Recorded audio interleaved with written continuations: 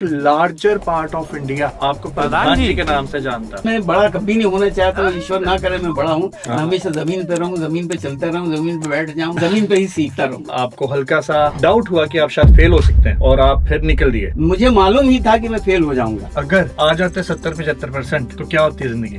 का पापड़ लो, उड़द का पापड़ लो, बस फिर मैं दिन भर घर में पापड़ा बेचता रहता। तबले पे गाऊंगा तो ठीक हो जाएगा। एक सीधा साधा गांव, जितेंद्र कुमार बाइक से उतर रहा है, कह रहा है कहाँ पर आ गया हूँ। प्रधान जी आ रहे हैं, लौकी की सब्जी के ऊपर बहुत ज्यादा बवंडर मचा हुआ है। वो शो हिंदुस्तान का सबसे लोकप्रिय शो बन जाता है। सही कह रहे हैं आप। How does it happen? अगर उस सहजता और सरलता को आपने पकड़ लिया तो आपको कोई नहीं रोक सकता। कैसे कर पाते हैं कि असल आदमी जो वो कैरेक्टर में है वही दिखाना? जो मेरे अंदर से निकलेगा, जो जज्बात, जो इमोशंस, जो मैं अपने उनको पहचान के मैं करूंगा। हमारे दर्शकों के लिए कुछ प्यारा सा मैसेज? वक्त जाया मत करिए, सीखते रहिए, जिंदगी के मजे लेते रहिए बस।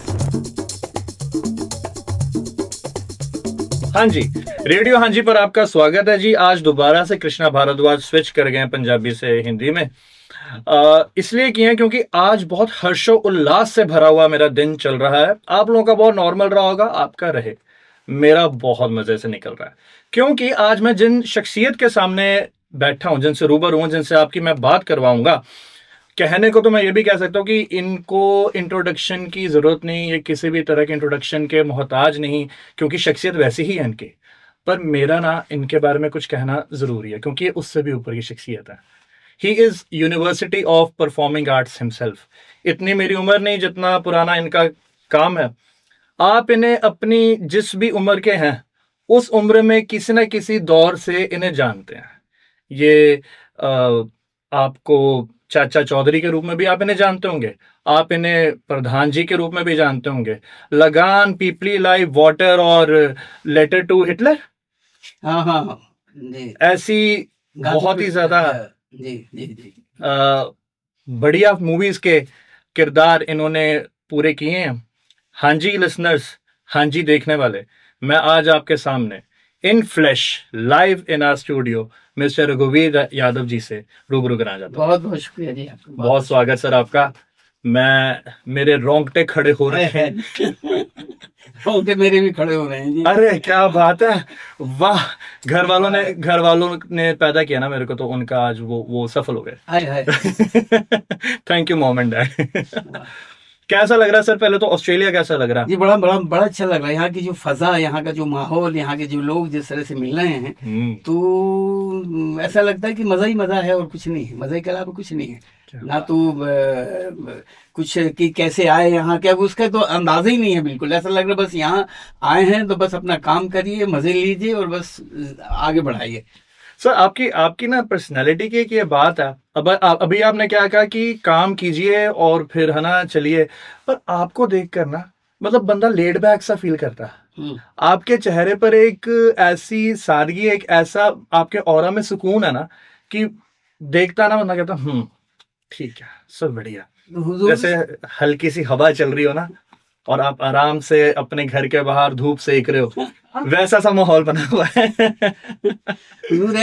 एक्चुअली मैं बड़ा नहीं होना चाहता। मुझे जो जमीन पे मजा आता है ना, और जमीन पे रह के जो सीखने का मौका मिलता है, वो सीखते रहने का, बस इस वजह से मैं बड़ा कभी नहीं होना चाहता। ईश्वर ना करे मैं बड़ा हूँ। मैं हमेशा जमीन पे रहूँ, जमीन पे चलता रहूँ, जमीन पे बैठ जाऊँ, जमीन पर खाऊं, जमीन पे सोऊं, जमीन पे ही सीखता रहूँ, बस यही चाहता हूँ बस। क्या बात है सर, क्या बात है।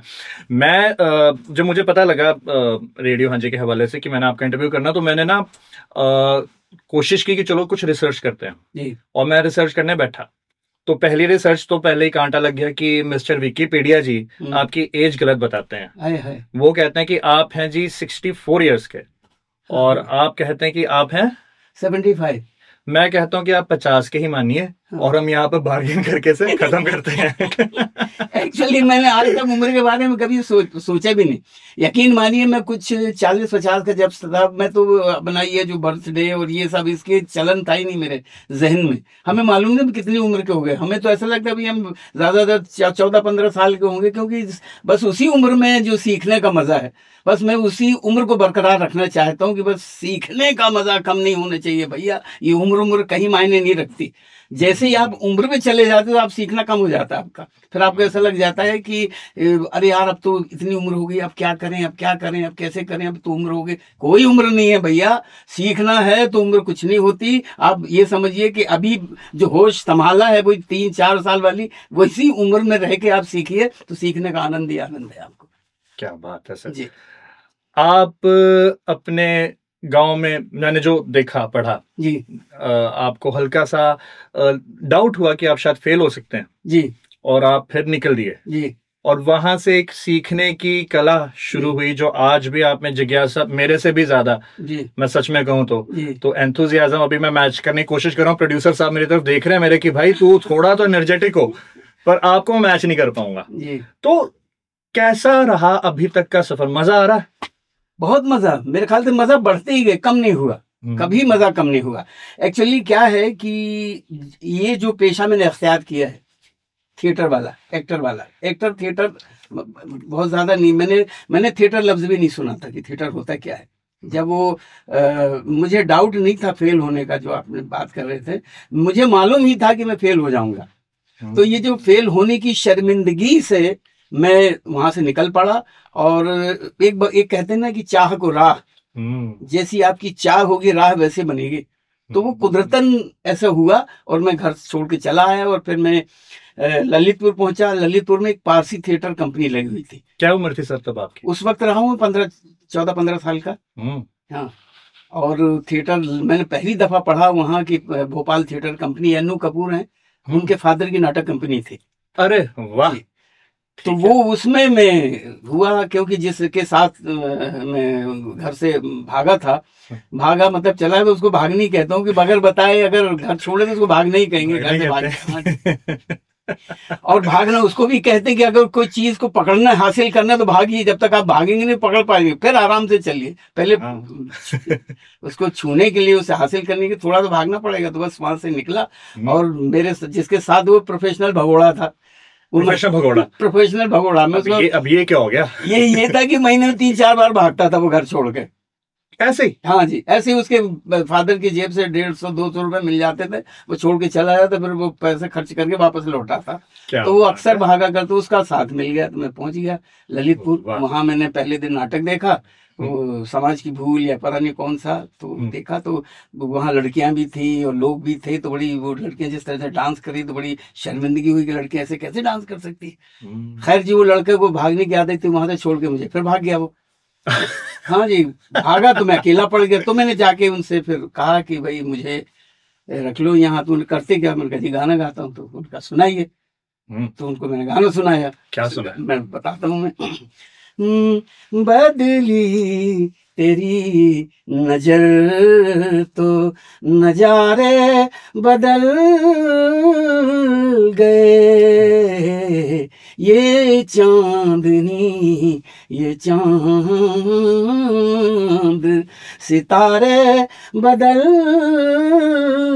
गए, बदली तेरी नजर तो लहरों से पूछ लीजिए, साहिल भी है गवाह, कश्ती मेरी डुबो के धारे बदल गए, बदली तेरी नजर। तो जब नजर और कश्ती ये सुना उन्होंने तो कहने लगे बेटा गाते तो सुरीला, लेकिन तुम्हारा तलफ़ुज़ बड़ा खराब है। तो मैंने उनसे कहा जी तबले पे गाऊंगा तो ठीक हो जाएगा। मुझे लगा तलफ़ुज़ तबले से कोई ताल्लुक होगा इसका। तो वो सारे लोग हंसने लगे। क्या बात है। तब उन्होंने बताया कि नहीं जी तलफ़ुज़ का मतलब उच्चारण होता है, उच्चारण होता है। तो प्रोनाउंसिएशन होता है। तब मुझे बड़ी शर्मिंदगी हुई, फिर शर्मिंदगी हुई। तो मैंने कहा जी मैं, आप मुझे भर्ती कर लीजिए, मैं ठीक कर लूंगा। क्या बात है। तो फिर मुझे 2 रुपए 50 पैसे पर डे के हिसाब से उसमें रख लिया। उसका 2.5 रुपया? 2.5 रुपए। क्या बात। उसमें रहा मैं, और फिर बस फिर मैंने अपना वो तलफ़ुज़ ठीक किया। फिर मैंने उर्दू लिखनी पढ़नी सीखी वहाँ। हाँ, तब फिर जाके मुझे ये तबला मैंने अपना ठीक किया। वो सब चलता रहा। फिर वो 6 साल में बिल्कुल खानाबदोशों की तरह उस नाटक कंपनी में रहा। वाह। तो ये 2.5 रुपए तो कहने को थे हुजूर, लेकिन मिलता था 1 रुपया 1.5 रुपया, क्योंकि कभी कभी बारिश हो जाती थी, कभी कभी ठंड ज्यादा पड़ जाती तो लोग नहीं आते थे कम, तो क्योंकि वो पारसी थिएटर का बहुत पतन ही था, मतलब वो बिल्कुल डाउनफॉल ही था उसका। हाँ, तो उस वक्त में 6 साल रहा बिल्कुल खाना बदोशों की तरह मुफलिसी में, लेकिन जिंदगी का सबसे बेहतर वक्त मेरा वही था, वो खाना बदोशी वाला, क्योंकि सीखने खूब मिल रहा था। तो ललितपुर ही रहे तब? नहीं, हर महीने निकल जाते थे। ललितपुर, टीकमगढ़, जतारा, मोरानीपुर, छतरपुर, बंडा, कर्रापुर, सागर, ये मध्य प्रदेश, फिर राजस्थान की तरफ भी गए, फिर यूपी की तरफ भी गए, फिर बिहार, ये वो सब छान मारा 6-7 सालों में मैंने। तो सब जगह जाते तो वहाँ के ऑडियंस से मुलाकात, वहाँ के लोगों से वास्ता पड़ता था, तो हमेशा सीखता रहता, आँख कान खुले रखता था मैं, और बस सीखता रहता था, सीखते रहता, सीखता, और अभी भी सीख ही रहा हूँ। सर, अभी आपने पहले कहा ना कि जमीन ही आपका घर है और जमीन से ही जुड़े हैं, वो आप इसलिए कह रहे हैं क्योंकि एक पता हो ना जी कि फला फला गली, फला फला नंबर घर, तो वो आदमी नहीं ये बात कह सकता। ये आपके जैसा आदमी जिसने सारी दुनिया घूमी है जी और जिया। एक्चुअली मेरा कोई घर ही नहीं है। अब तो है ना, अभी नहीं है, घर तो होगा, लेकिन ये ना जो बेचारे एक्टर बनना चाह रहे हैं कि भाई इतना पुराना एक्टर वो नहीं घर बना पा रहा। तो पारसी थिएटर का 6 साल का समा रहा, फिर हम गए NSD, national school of drama. जिन हमारे व्यूअर्स को पता नहीं है, नेशनल स्कूल ऑफ ड्रामा ने नसीरुद्दीन शाह से लेकर अनुपम खेर साहब, राज बब्बर, सारे लोग वहीं से, ताल्लुक ओमपुरी हुए, ओमपुरी साहब, वाह, ओम शिवपुरी भी वहीं से थे। तो आपके कंटेम्परेरीज थे वो लोग उस समय में? मैंने मुझसे सीनियर थे, राज मुझसे 2 साल सीनियर, राज बब्बर, और अनुपम मुझसे 1 साल जूनियर, अनुपम खेर। ओके जी। और कैसी बातें रहती होंगी वहां पर? तो कैसी बात है, बस यही था कि एक दूसरे को देख के सीखते रहते थे। हाँ, और सीखने का जो उन दिनों इब्राहिम अलकाजी जो हमारे उन दिनों डायरेक्टर थे, उस्ताद, गुरु, ऐसा टीचर मैंने नहीं देखा। हाँ, और वो चाहते थे कि मैं उनको एक किस्सा बता दूं कि 3 साल जो ट्रेनिंग 3 साल की है जी, NSD की जी, तो होता ये था कि कभी 1 मिनट भी अगर लेट हो जाए तो आफत आ जाती थी। और 24 घंटे वहां लगे रहना पड़ता। मैं आपको यकीन नहीं होगा, 24 घंटों में 22 घंटे हम काम में लगे रहते थे। 2 घंटे बस सोने के लिए, आराम करने के लिए, और मुझे तो बहुत मजा आता था। मैं सोना ही नहीं चाहता था, मैं आराम करना ही नहीं चाहता था, मुझे काम करने में आराम मिल जाता था। और अलकाई साहब ने मुझे स्टेज करा, मैं एक्टर नहीं था वहाँ। मुझे 1 साल तो सब कुछ जनरल सारा कोर्स था जिसमें एक्टिंग वैक्टिंग सब कुछ थी, लेकिन 1 साल के बाद मुझे स्टेज क्राफ्ट उन्होंने दे दिया। उन्हें पूछ करना क्या चाहते हो, मैंने कहा जी मुझे सब कुछ सीखना, तो क्राफ्ट में दे दिया। तो वहाँ फिर सब कुछ कारपेंटरी और सीनिक डिजाइन और डिजाइन, स्टेज डिजाइन और मेकअप, कॉस्ट्यूम डिजाइन, सारा कुछ मुझे सीखना पड़ा। तो मेरे लिए मजे ही मजे था। हालांकि मेरे क्लासमेट जो थे वो कहते यार क्या तुमने मजदूरों वाला ही दे दिया है। तो मैंने कहा मुझे मजदूरी में ही मजा है, मुझे मजदूरी बनना है। और बस सबसे ज्यादा मैंने एक्टिंग भी मैंने की वहाँ 3 सालों में। अच्छा, उस दौरान खैर हाँ, ये हुआ। तो कभी उनके क्लास में मैंने 3 साल में सिर्फ 1 दिन एब्सेंट होने की कोशिश की कि नहीं जाता। और वही वजह ये थी कि दिवाली का दिन था और वो कभी भी क्लास लगा ले, तो उन्होंने उस दिन क्लास लगा ली। और मैंने बहुत दिनों से कपड़े वपड़े नहीं धोए थे, तो अपने बाथरूम में कपड़े धो रहा था। इतने में 10 मिनट में वो एक मेरा क्लासमेट आ गया। वो कहने लगा कि वो अलकाई साहब बुला रहे हैं। तो मैंने कहा यार उसे कह दो ना कि नहीं मिला। मैं तो कहता नहीं, मैं झूठ नहीं बोलूंगा। जब उसने कहा मैं झूठ नहीं बोलूंगा, तो मैंने कहा फिर मैं क्यों झूठ बोलूं, चलो चलता हूँ। तो मेरे जो कपड़े थे पहने वो पहुंच गए। जैसे सामने पहुंचे तो क्लास चल रही थी। बोला पूछे वेयर आर यू यादव। तो मैंने कहा सर जी वो हमारी बचपन से आदत होती ना, स्कूल नहीं गए, टीचर ने पूछा कि क्या होता, हम कहते तबीयत खराब।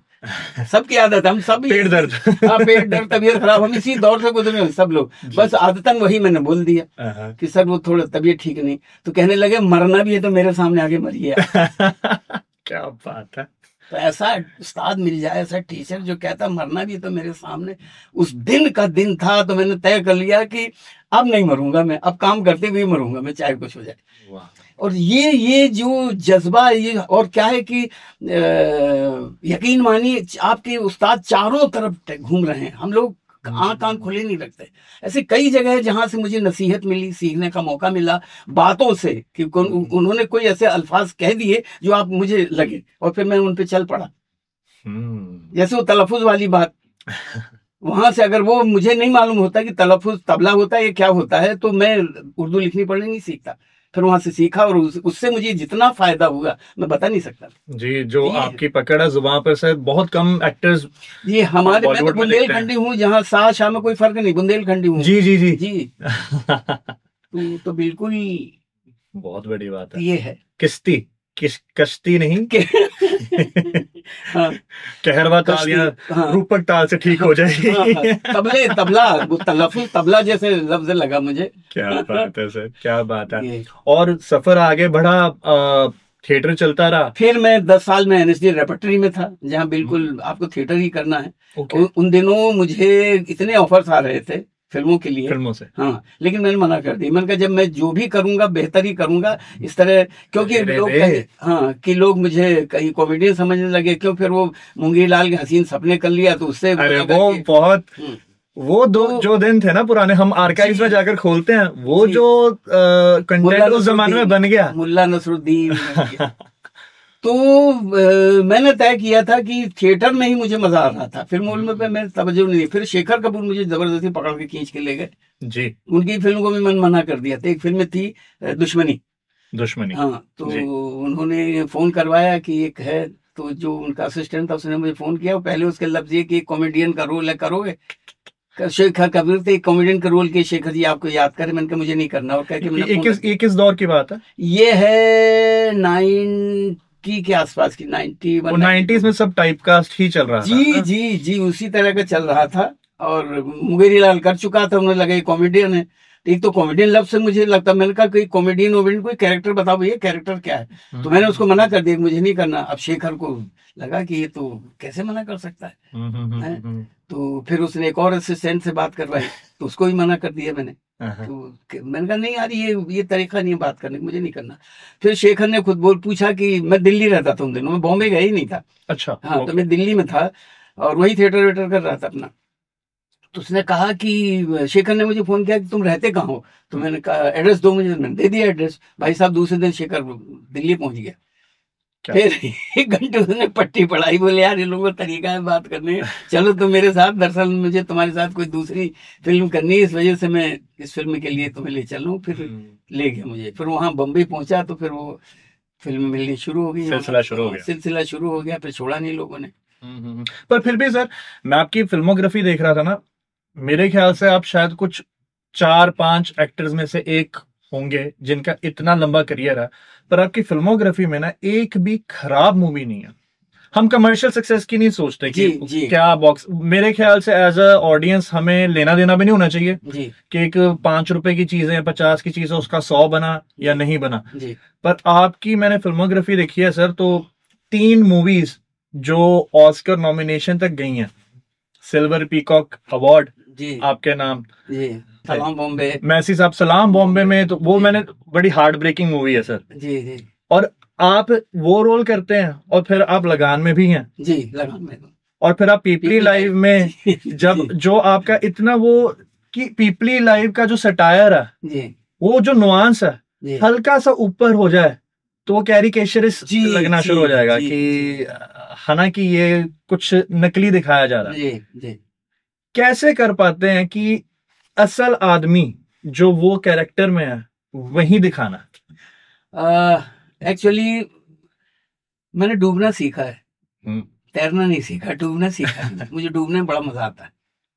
तो यही जो नसीहत वाली बात कि पहले मैं, एक तो म्यूजिक से ताल्लुक था, मैं गाना गाने के लिए घर से निकला था म्यूजिक सीखने के लिए। जब मैं पारसी थिएटर में था तो मैं मन्ना डे, मुकेश, मोहम्मद रफी, इन लोगों की कॉपी किया करता था। मिमिक्री नहीं, कॉपी, हाँ मिमिक्री कह लीजिए, मतलब अच्छा। उन्हीं की आवाज में गाने की, हाँ गाने की कोशिश किया करता। तो एक बार हम स्टेज के ऊपर रिहर्सल कर रहे थे, तो एक सार्जेंट बाबा हुआ करते थे जो 80-85 साल की उम्र थी उनकी। वो गेट कीपर थे हमारे वहाँ थिएटर के। एक पास थिएटर की बात बता रहा हूँ। तो हम वहाँ रिहर्सल कर रहे हैं, रिहर्सल करते वो बैठे हुए सामने बीड़ी पी रहे थे।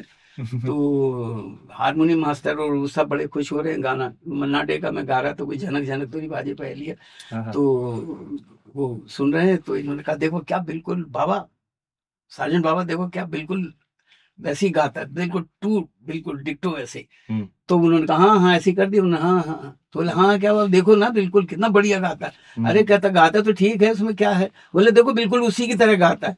कहता बेटा जब अल्लाह ने जो तुझे दिया तो तू किसी और की नकल क्यों कर रहा है?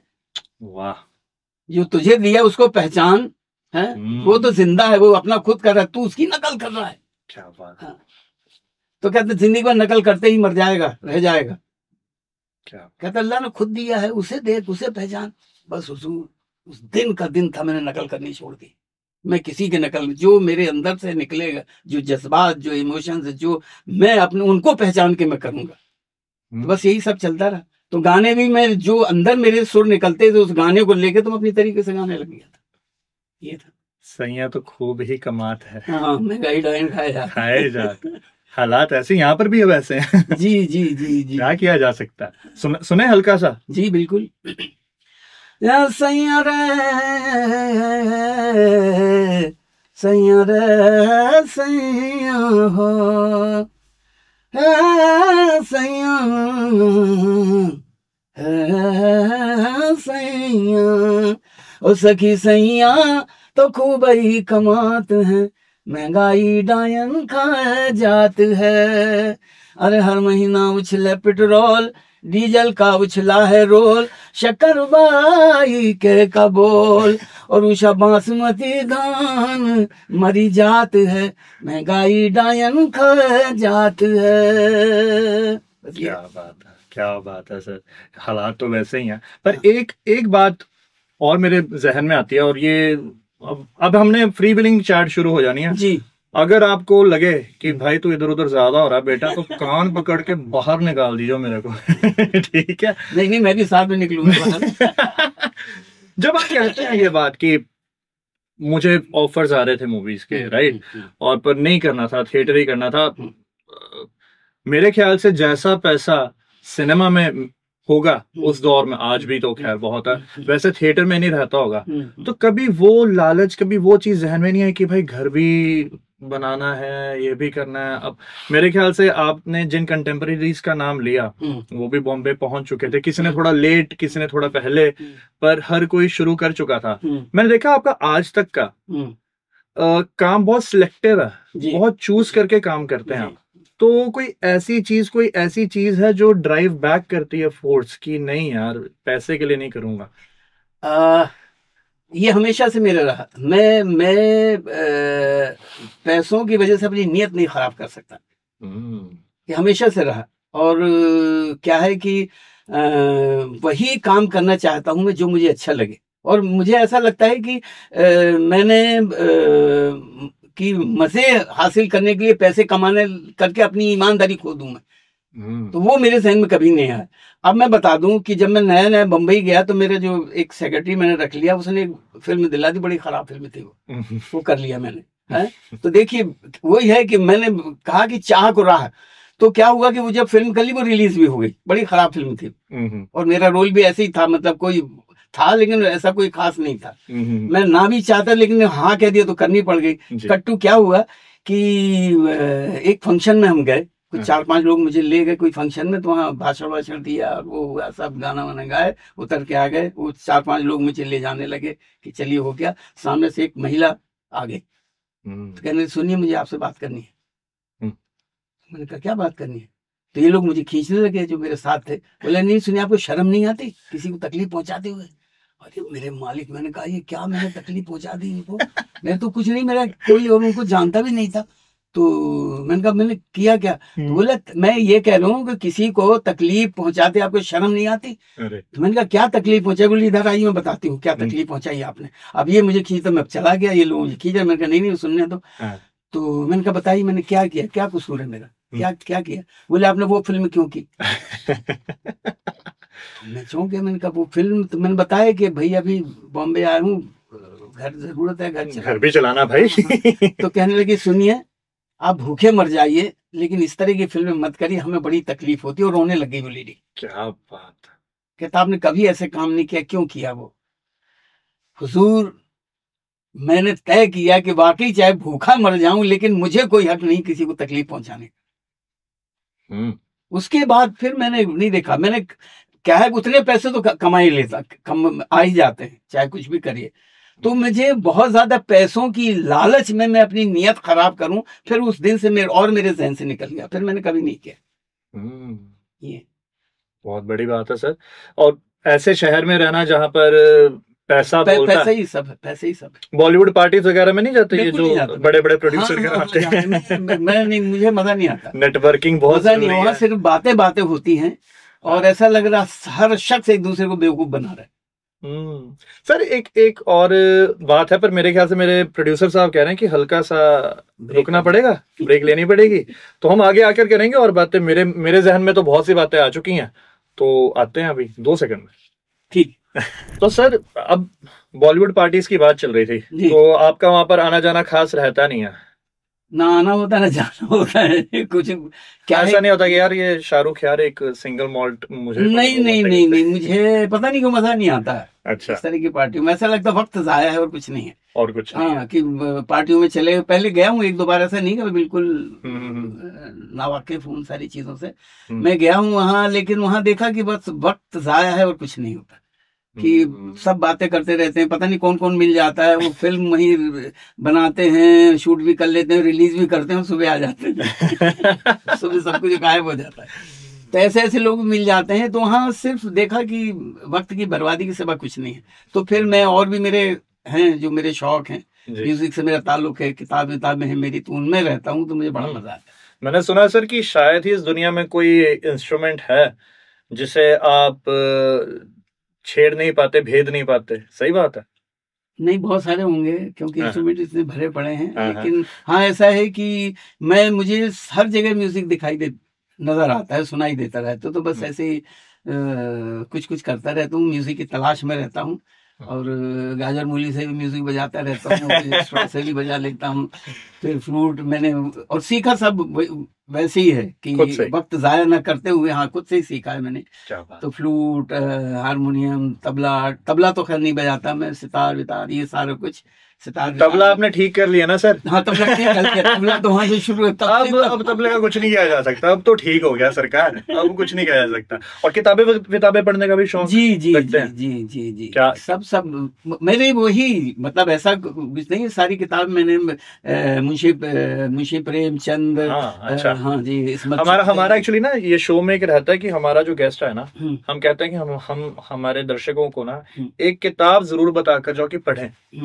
मुझे जो बड़े फैसिनेट किया वो lust for life, Van Gogh की है जो पेंटर बहुत बड़े, उनको पढ़ के मैं पता नहीं क्यों मैं ऐसा हो गया कि भैया मर जाओ को जाओ, लगे रहो बस काम में करो। जो जुनून, जो दीवानगी मुझे उस किताब से मिली है, तो वो थी वो। सर माइंड में आया मेरा आइडिया, वैसे किसी को वैन गॉग बनाना ही चाहिए आपके साथ, बना दे मजा आ जाए, है ना?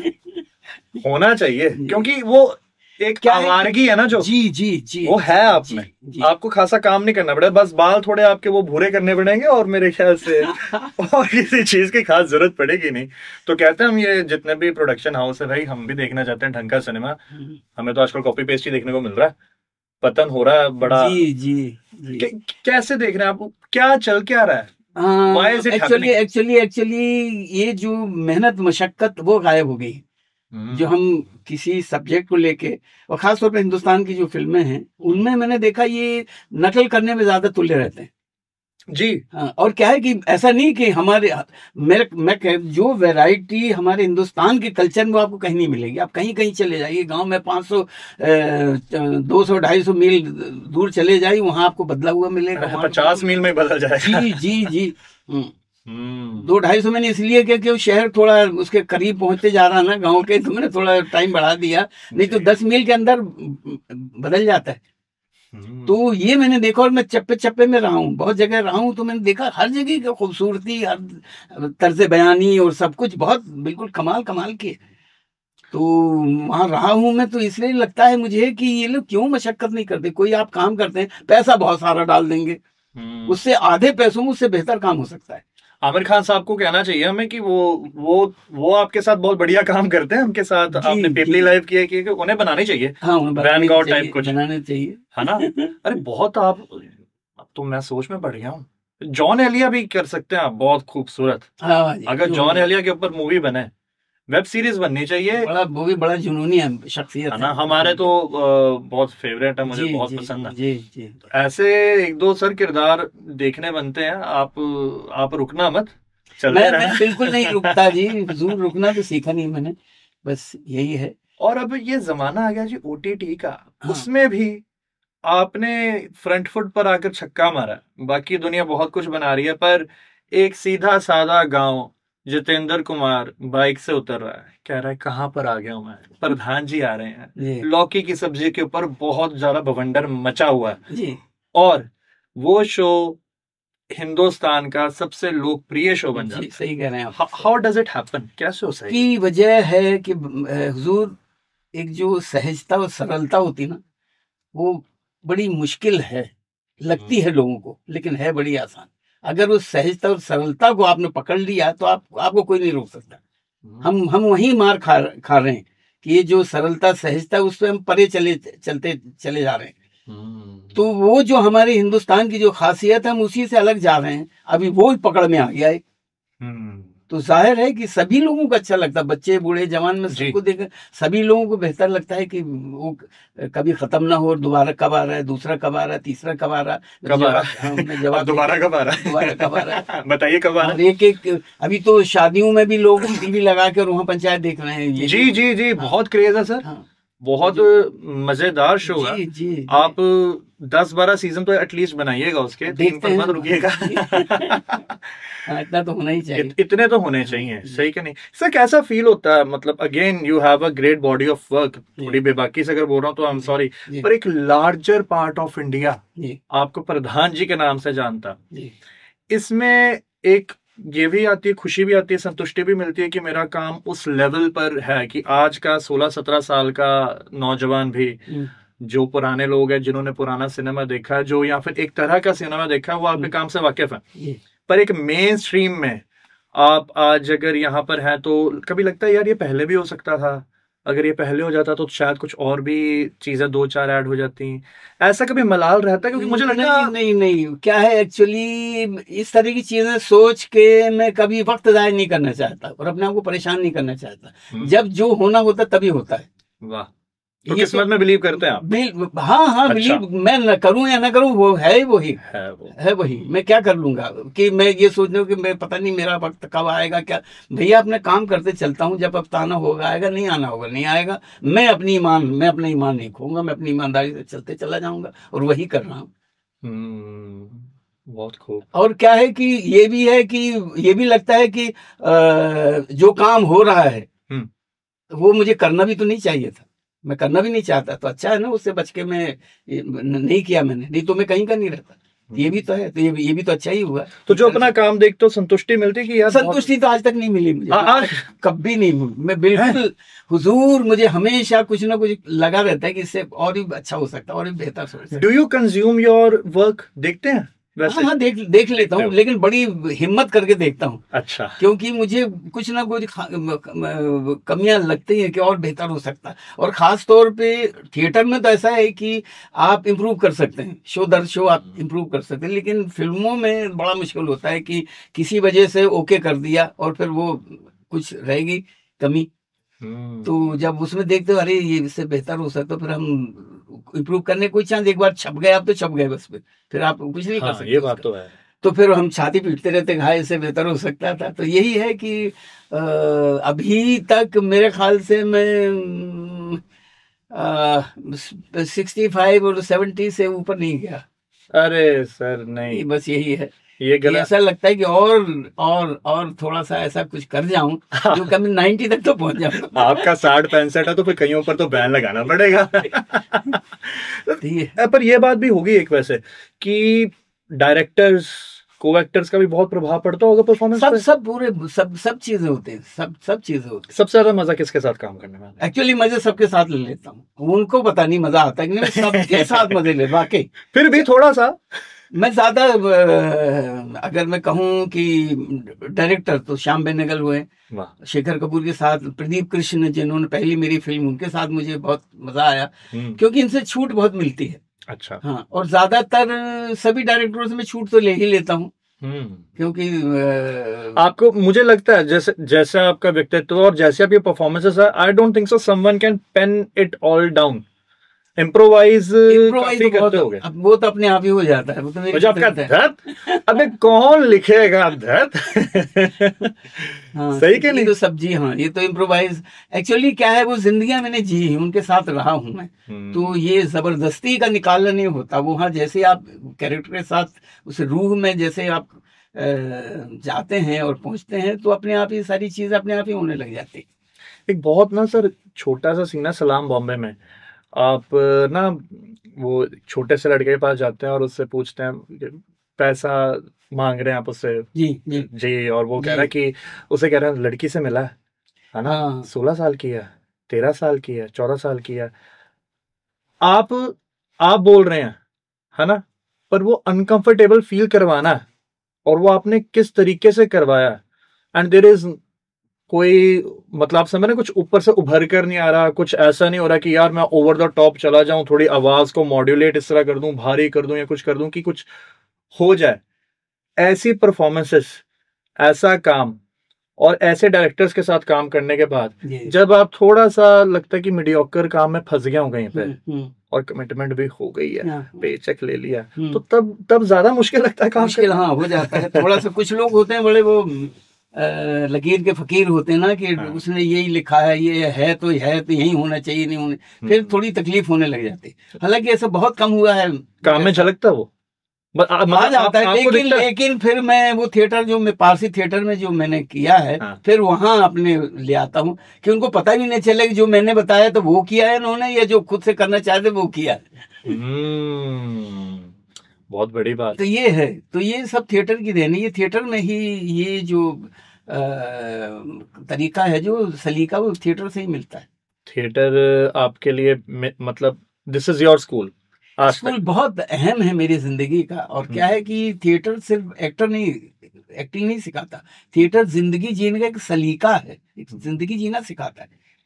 ये थिएटर की वजह से ही मैं यहाँ आपके सामने बैठा हुआ हूँ। बिल्कुल सही बात है। हाँ, क्योंकि वही सलीका, वो कैसे आपको रहना है, कैसे काम करना है, वो थिएटर ही सिखाता है जी। कौन सा ईमान बरकरार रखना है आपको, कौन सी नियत आपको बरकरार रखनी है, ताकि आप अपनी तरह रहें। जो आपके अंदर वो जो है, उस हुनर को थिएटर की वजह से ही आप टटोल सकते हैं, निकाल सकते हैं। वो थिएटर ही सिखाता है। इसलिए मैं हमेशा कहता रहता हूँ, जहां भी वर्कशॉप करने जाता हूँ, कि भैया कुछ भी करो, चाहे आप इंजीनियर हो, चाहे डॉक्टर हो, चाहे थिएटर मत छोड़ो। और ये जमाना थिएटर वाला ही है, जो जमाना है। अगर आप थिएटर में हैं तो अपने आप को बचा के ले जाएंगे। सब मुखौटे पहनकर सामने आज है ना, भले थिएटर नहीं भी कर रहे। जी हाँ। और फिर वो वहीं को वहीं रह जाते हैं। अगर जिसे उन्होंने थिएटर नहीं किया और इस फील्ड में आ गए, तो वो एक ही काम करके वो तमाम उम्र उसी एक ही काम को करते रहते हैं। फिर ज्यादा दाढ़ी मूछ बदल लेंगे, कपड़े बदल लेंगे, लेकिन रहेंगे वही जो उन्होंने पहले काम किया था। जी, फर्क नहीं आता।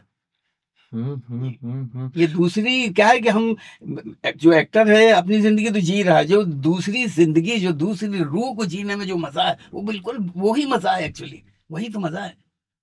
और ये थिएटर करवाता है, ये थिएटर ही करवाता है। सिनेमा इतना उस लेवल पर नहीं छू पाता। थिएटर वहीं रखता है वो, बस वो एक रोल करने के बाद जहाँ किसी ने ऑटोग्राफ मांगा, फिर वो कॉलर खड़ा हो जाता है। तमाम उम्र वही। अबे हम भी कुछ है।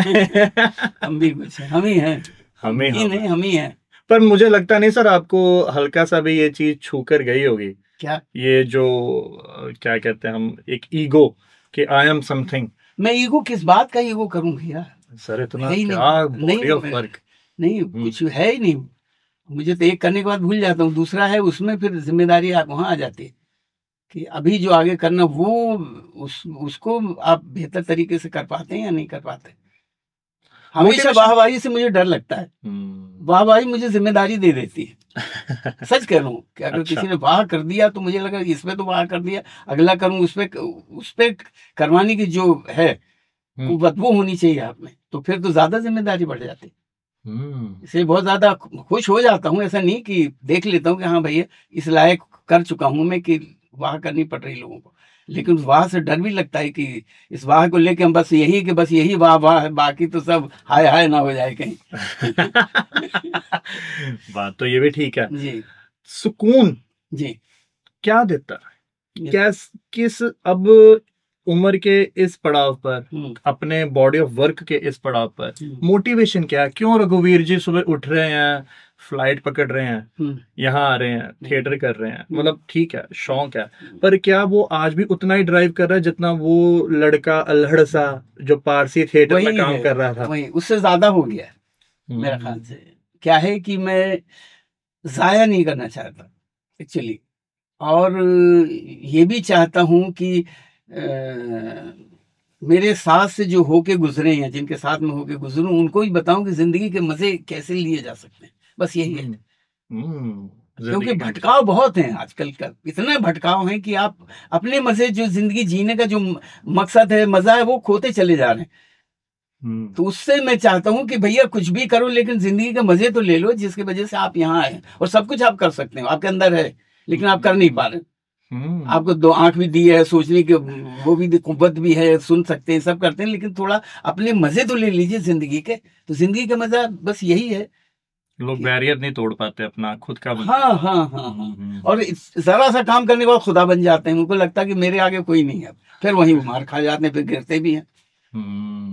कभी ये हम में आई चीज नहीं? क्या है कि एक तो ये है कि जो उठापटक तो चलती रहती जिंदगी, मुखाड़ बछाड़ की, कभी गिर गए, कभी डाउन, कभी ये, लेकिन मुझे उसी में मजा आता है जी। क्योंकि हमेशा जब तक कुछ टूटता नहीं है तो जुड़ता भी नहीं, बनता भी नहीं।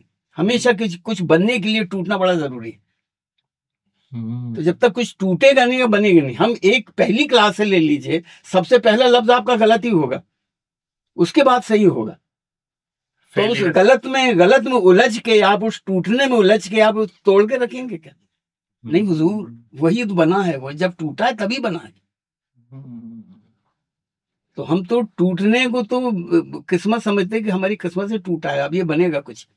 तो जब मैं मुड़ के देखता हूँ अपनी जिंदगी को, तो मुझे याद आता है कि जो अभी बना है पहले कभी टूटा है, ये पहले कभी फेल हुए। हाँ तभी यहाँ के पास हुआ मैं। सर कभी ऐसा लगता है कि अगर आ जाते 70-75%, तो क्या होती है जिंदगी? बर्बाद हो जाती। फिर कोई और तरीका ढूंढता, तरीका ढूंढते। पर जो प्यार है म्यूजिक के लिए या फिर आर्ट के लिए, वो तो कहीं नहीं मरने वाला था। वो तो म्यूजिक ही जो था, जो बचा के ले गया, और उसी की वजह से मैं सहारा हो गया। क्योंकि जब म्यूजिक का ताल्लुक क्या था, वही था। और म्यूजिक मैंने सीखा एक पापड़ वाले से। हाँ, हुआ ये कि मैं जिस गांव में मैं रहता था, क्या नाम था गांव का? मैं आधारताल जगह है, वहाँ एक तालाब है, तालाब के ऊपर एक टीला था, और टीले पे सिर्फ हमारा मकान था और बाकी सारी हमारी जमीन। वाह, जबलपुर की बात बता रहा हूँ मैं, जबलपुर पूरी सारी हमारी जमीन। तो वहां से मैं रहूंगा कोई 2.5-3 साल का। अच्छा, हाँ। तो वहां से एक पापड़ बेचने वाला निकलता था, सिर्फ एक घर के लिए पापड़ बेचता था। अच्छा, हाँ। ये सिर्फ एक हमारा घर था, तो दूर से खेतों की मेड़ से जो होती है, वहां से वो पापड़ बेचते हुए निकलता था। मूंग का पापड़ लो, उड़द का पापड़ लो, मूंग का पापड़ लो, वाह, उड़द का पापड़ लो। फिर हम उसको बुलाते पापड़ वाले, तो आता था, बैठ जाता, पापड़ खोलता था, मूंग का पापड़ लो, उड़द का पापड़ लो, मूंग का पापड़ लो, उड़द का पापड़ लो। और फिर वो बंद करता था, फिर चला जाता, मूंग का पापड़ लो, उड़द का पापड़ लो, मूंग का पापड़ लो, उड़द का पापड़ लो। बस फिर मैं दिन भर घर में पापड़ बेचता रहता। वहां से मुझे म्यूजिक समझ आया कि सुर क्या होते हैं, बस ये। वाह वाह वाह वाह सर, रोंगटे आपने आज, जैसे मैंने आप लोगों को कहा था कि आज मेरे लिए जो दिन है ना, मैं तो जी रहा हूं आज अपनी जिंदगी, क्योंकि जिस इंसान ने बहुत जिंदगी जी है मेरे सामने खुद बैठे हुए हैं। आपको ये जरूर बता दें कि सर का यहाँ पर आज आना इसी वजह से हुआ है कि मेलबर्न में बहुत ही जल्द 6 अप्रैल को सर अपना प्ले लेकर आए हैं जी, पियानो। पियानो नाम है जी, प्ले का सर। जी। 2-4 बातें उसके बारे में बता दें हमें। दरअसल ये जो जिंदगियां लोगों ने अकेली अकेली जिंदगियों उसको के लिए एक वो है कि हम अकेले नहीं हैं। अगर म्यूजिक आपके साथ हो, आप कभी अकेले नहीं रह सकते। तो उसी को लेके पियानो है, एक थीम है। तो मेरे ख्याल से लोग आइए, देखिए। जरूर जरूर, जल्दी से। ऐसा नहीं तो कि पियानो बजा रहा हूँ, ये कुछ नहीं है, वो है पियानो जो एक मैं जो पियानो बेचना चाहती है, खरीदना चाहता है, क्यों खरीदना चाहता है, वो मेरे ख्याल से अगर वहां आके देखें तो ज्यादा मजा आएगा। भाई हमारी तो टिकटें बुक है, तुम लोग भी जल्दी करवा लो। हाँ जी, सही कर कि नहीं? लीजिए, नहीं तो पता नहीं कब मौका मिले। हम इस वीडियो के साथ भाई नीचे लिंक लगाएंगे, जल्दी करियो, ठीक है। अब वापस आते हुए जी बातों पर, बातों में बात यह है सर कि आपने एक ऐसी मूवी की जिसने भारत की क्रिकेट को एक नई दिशा दी। हम आज जो भी हैं आपके ऑलराउंड परफॉर्मेंस की वजह से लगान मूवी में उसकी वजह से है, जो आपने कंट्रीब्यूशन दिया अपने बैट और बॉल और आपकी बहुत ही उम्दा फील्डिंग के साथ। शायद रविंद्र जडेजा भी आपकी फील्डिंग को देखकर ही कर पाते हैं वैसी फील्डिंग। किस्सा कहानी को सुनाए लगान मूवी का, कैसी थी, क्या बन रहा था, क्या सब, क्योंकि ऐसी मूवी एक तो मतलब जिस टाइम पे सब स्विट्जरलैंड थे, सब यहाँ पर हम लोग चले के खाली मैदान में, हीरो ने धोती पहन रखी है और रीजनल भाषा चल रही है, 3.25 साढ़े 3 घंटे लंबी मूवी और क्रिकेट। कैसे आना हुआ रघुवीर यादव का उस मूवी में और कैसे वो बनी, कोई खास याद हो आपके उस मूवी के साथ? एक तो आमिर जानते थे पहले से, हम उनसे पहले उनके एक फिल्म कर रहे थे दीपा मेहता की अर्थ। जी जी, उसमें थे, तब उन्होंने जिक्र किया कि यार हमें साथ काम करना चाहिए। मैंने कहा बिल्कुल करवाइए, करेंगे। तब फिर उन्होंने बुला लिया और ये बताया, तो मुझे बड़ा मजा आया सुन के। फिर ये भी जिम्मेदारी थी कि हम भुज में शूट कर रहे हैं गर्मी के दिन, तो 6 महीने हमने वहां शूटिंग की है। हाँ। और हम जनवरी में गए थे और जून में वापस आए थे। और भाई साहब जो वहाँ हालत खराब हुई है कि गर्मी ऐसी कि मतलब सर्दियों में तो मुंह से धुआं निकलता, गर्मी में भी धुआं निकलने लग गया था। हाँ, वो तो बहुत ऐसी गर्मी वहां तो उसमें। लेकिन बस वही थे कि हम सारे थिएटर के लोग थे, तो जिस शिद्दत के साथ लोग लगे हुए, तो बस उसी का नतीजा है कितनी खूबसूरत फिल्म बनी। और ये था, मुझे वो फिल्म इसलिए याद है कि वहां मेरा पेट 5 जगह से कट गया। वो कैसे? वहां एक मुझे फूड पॉइजनिंग हो गई थी। अरे रे। तो वहाँ एक डॉक्टर थे, वो अपने एक नया इंस्ट्रूमेंट लेके गए थे, लेप्रोस्कोपी क्या क्या लाता है। जी जी जी जी, उनका नया इंस्ट्रूमेंट था। वो एक अंकल ने उसका उद्घाटन किया और मेरा पेट मिल गया उनको कि अपेंडिक्स है क्या, कुछ करने के बाद। तो उन्होंने पहले पूरी लगान टीम को बुला के बैठा लिया और मॉनिटर लगा दिया, देखो हम इनका इससे 15 मिनट में ये अपेंडिक्स निकाल देंगे। 15 मिनट का वो 3 जगह से उन्हें छेद किए पेट में से, वो निकालते रहे, ढूंढते रहे। हाँ। नहीं मिला, निकला नहीं, उनसे क्या हुआ, तो फिर एक जगह से और लंबा सा चीरा मारा उन्होंने 4-5 इंच का। फिर वहां से देखा आंखें वाते मेरी बाहर पड़ी हुई है और मुझे होश आ गया। उन्होंने फिर एनेस्थीसिया दिया, लेकिन उसका कोई नहीं दिया, लेकिन बहुत जल्दी नहीं दिया जाता। फिर होश में ही फिर मैंने वो ऑपरेशन करवाया, उन्होंने जल्दी जल्दी काट छाट कर दी। तो फिर मैं कुछ 15 दिन राधा कैसे न जले में मैं हूं नहीं, आपने देखा उसकी वजह हुई थी। तो ये मुझे अभी तक याद है कि लगान में मैंने ये मजे कर लिए। और उसके बाद भी काम हुआ, काम किया फिर 15 दिन का हो गया, निकल गया, दौर से निकल गया। तो ये भी मजा है जिंदगी। भाई गलती से भुज तो नहीं जा रहा मैं, और अगर जा रहा हूँ और पेट खराब हो रहा तो मैं तो पकड़ रहा हूँ फ्लाइट मैं पंगा नहीं ले रहा। ये है तो लगान की। हाँ, जब भी लगान की बात आती तो मुझे अपना वो चीरा नजर आता है, दुख दर्द। अरे नहीं, हम चेंज करते हैं भाई, हम तो आगे बढ़ते हैं। भाई हमने तो आपको खुश करने के लिए किया, आपकी ऐसी यादों को नहीं करना। आपने की खुशी कहीं में ढूंढ सकते हैं।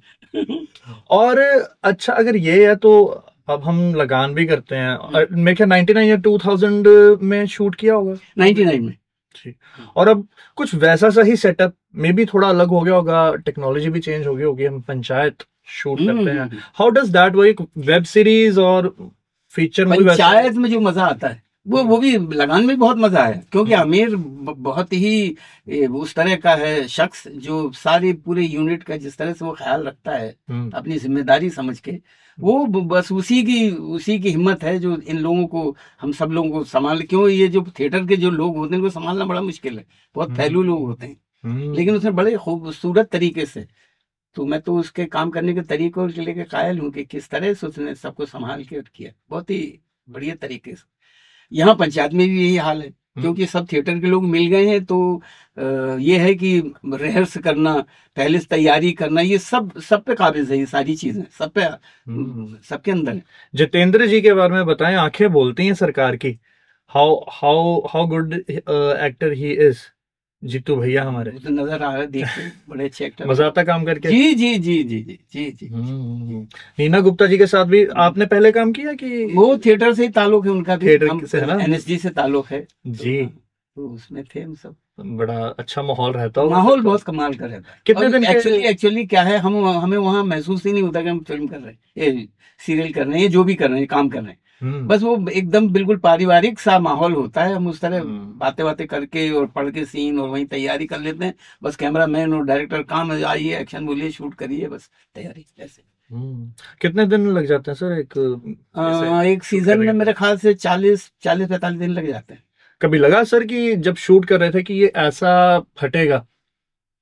मुझे तो एहसास था, मतलब 100% तो नहीं, कम से कम 50-60% तो था ही कि अगर सही मायने में ये अगर ये बन गया और लोगों ने देखना शुरू किया तो ये पीछे नहीं हटने वाला है। आपकी, अब हम अगर बात कर रहे हैं आपके किए हुए काम की, तो कोई ऐसे काम है, कोई ऐसे एक्टर्स हैं जिनका सिनेमा देखकर बहुत मजा आता है आपको कि बहुत बेहतरीन काम है? देखिए, मुझे सबका सिनेमा देखने में मजा ही आता है, और खासतौर पुरानी जो ब्लैक एंड व्हाइट फिल्में थी, जैसे बलराज साहनी की वो 2 बीघा जमीन, काबली वाला, इनका तो कायल हूं मैं इस तरह। बाद में अभी के जमाने में मजे तो सब फिल्मों से ले लेता हूँ, और मजे इस तरह की कौन सा काम किस तरह से करना चाहिए और ना इस तरह नहीं करना चाहिए, उसका भी मजा, ऐसे करना चाहिए उसका भी मजा ले लेता हूँ मैं। हाँ। और सर, अगर हम बात करें आज के सिनेमा में, तो आज का सिनेमा कंज्यूम करते हैं कि खास की समय नहीं मिलता? समय नहीं मिलता, और समय मिलाना भी नहीं चाहते। बहुत मजा नहीं आता मुझे आजकल के सिनेमा में, खासतौर पे यहाँ, क्योंकि इसलिए मैं थिएटर की तरफ अभी आगे, बीच में मेरा गायब हो गया था थिएटर। तो मुझे थिएटर में बहुत मजा आता है, क्योंकि थिएटर वाली जिंदगी जो है, वो जो जुनून सीखने का, वो थिएटर में ही आता है। फिल्मों में क्या है कि जहां मुझे सीखना जहां बंद हो जाता वहां फिर मुझे मजा नहीं आता। तो अब इन फिल्मों को देख के, जिस तरह की फिल्में है हमारे यहाँ बन रही हैं, तो बहुत ज्यादा मजा नहीं आ रहा मुझे, कि मैं वैसे नहीं कहा है, हो सकता है, लेकिन क्या है, एक तो ये जो बिजनेस बना लिया गया ना, ये मेरे लिए बड़ी तकलीफ दे बात है। हमारे आर्ट और कल्चर को वो नहीं होना चाहिए, जो धंधा बना लिया है ना, धंधा नहीं होना चाहिए। क्यों उसको वहीं रहो ना भैया, उसी फॉर्मूला जो बन गया है कि ये होगा तभी है, और चलती भी नहीं है। हाँ, ये फिल्म हिट हो गई तो उसकी दूसरी बना ली कि उसी का, पर कोई ऐसी बकेट लिस्ट ओपनिंग की, यार मैंने इस डायरेक्टर के साथ काम करना, या फिर ये एक्टर है इनके साथ अगर हो कोई मेरी मर्जी का कोई? नहीं, ऐसा कुछ नहीं है, ऐसा कुछ नहीं। मुझे सब किसी के साथ मुझे बिठा दीजिए, मैं सबके साथ कहानी प्रधान है। हाँ, बस कहानी है, कैरेक्टर हो और अच्छा हो, और राइटर ने और उन्होंने अपने जो काम करना चाहे तो उसमें मेहनत की, वो नजर आ जाता है। यानी कि वो उठा के वो जी साउथ की फिल्म की कॉपी हो रही है, उसका वो हो रहा है, इसका वो, उसमें मुझे मजा नहीं आता, पता तो लग जाता है। How much does it irritate you कि जब एक ऐसे एक्टर के साथ काम कर रहे हैं जो पता है कि भाई ये बस लाइन बोल रहा है, तो कैसे हो पाता है काम कि नहीं हो पाता? क्योंकि काम तो जैसा फितूर आपको आर्ट के साथ लगता है। मैं पारसी थिएटर से मेरा ताल्लुक रहा है, वो बिल्कुल निकम्मे से निकम्मे के साथ हमें काम करवाने बिठा दे, हम पर कोई असर नहीं, कोई असर नहीं। कसूर उसका, हमारा थोड़ी है। क्या है कि आप जिस पेशे में हैं तो जरा सीख के तो आ जाइए, कुछ मेहनत करके तो आइए। हम भी देखते हैं जो रीजनल सिनेमा की अगर मैं बात करूं, खासकर पंजाब से रिलेटेड अगर हम बात करें, पंजाब के सिनेमा में एक बहुत बड़ी प्रॉब्लम आज ये चल रही है कि फेस वैल्यू पर सिनेमा बनता है, और ज्यादातर वो सब सिंगर्स हैं who are very great in singing, but they are just sing lines. जी जी। तो इसका बड़ा चक्कर रहता है। क्या लगता है आपको कि कमर्शियलाइजेशन क्या है, लोगों ने सीखना बंद कर दिया है। जो आप काम कर रहे हैं बगैर सीखे आप पहुंच रहे हैं, स्टेज पे आ रहे हैं, तो फिर तो वो तो होगा, नकलीपन तो नजर आएगा। क्योंकि इमोशंस और ये होते हैं, बहुत फर्क होता है, इतने आप बारीकियां हैं जो उन बारीकियों का तभी आपको समझ आए उस पर आपने काम किया हो, उसमें मशक्कत की, उसको सीखा। तो ये एक तरह का मेडिटेशन है, ये सब इमोशंस को पकड़ना और ये सब करना। उस पर आप काम नहीं किया, आप सिर्फ डायलॉग बोल रहे हैं, उससे काम नहीं चलता। और जैसे आपने बताया कि आप एक्टिंग वर्कशॉप्स भी करते हैं, यहाँ पर भी 4 दिन एक्टिंग वर्कशॉप चलेंगे। वहाँ बैक इन मुंबई भी चलता है आपका एक्टिंग वर्कशॉप? जी हाँ, वहाँ करता रहता हूँ। तो बॉलीवुड के कुछ आते हैं कि नहीं, होना है तो उनको जरूरत नहीं है? अरे सर बहुत जरूरत है, मैं आपको अपने नेटफ्लिक्स का पासवर्ड देता हूँ, थोड़ा काम देखें, खुद फोन करिएगा कि भाई आओ। अच्छा ये हाल है? क्या बात है सर। बातें करने का तो बहुत ज्यादा मन है, पर मुझे पता है आपके पास जो टाइम है उसकी कमी बहुत है। चलिए बहुत बहुत शुक्रिया, बड़ा अच्छा लगा, बहुत मजा आया। मुझे भी क्या है कि जो यादें जब ताज़ी हो जाती है ना, उसमें बहुत मजा आता है कि हाँ हम ऐसे इस दौर से भी गुजरे हैं, यहाँ से भी गुजरे हैं। जो जिंदगी सर आपने जी है, मेरे लिए, मैं अगर आपसे कहूँ तो मेरा सबसे ज्यादा कोई चाहने वाला होगा ना, तो मैं आपसे ये दुआ दिया करूंगा कि ऐसी जिंदगी जिए। सही कि नहीं? क्योंकि ये याद रखना जरूरी है कि एक फेलियर शायद कल का सक्सेस है, और फितूर और पैशन जिंदगी में होना बहुत बहुत जरूरी है। सही बात है कि नहीं सर? जी बिल्कुल। जाते जाते हमारे दर्शकों के लिए कुछ प्यारा सा मैसेज। मैं ये कहना चाहूंगा कि वक्त जाया मत करिए, सीखते रहिए और जिंदगी के मजे लेते रहिए, बस और कुछ नहीं। वक्त जाया मत करिए, सीखते रहिए, जीते रहिए, खाते रहिए, पीते रहिए, लाइक कीजिए, सब्सक्राइब कीजिए, और ऐसे ही बढ़िया कंटेंट देखने के लिए आपको पता कहाँ ना, रेडियो हाँ जी। मेरे साथ थे रघुवीर Yadav sir. Thank you so much for your time. Thank you, बहुत बहुत शुक्रिया। Thank you.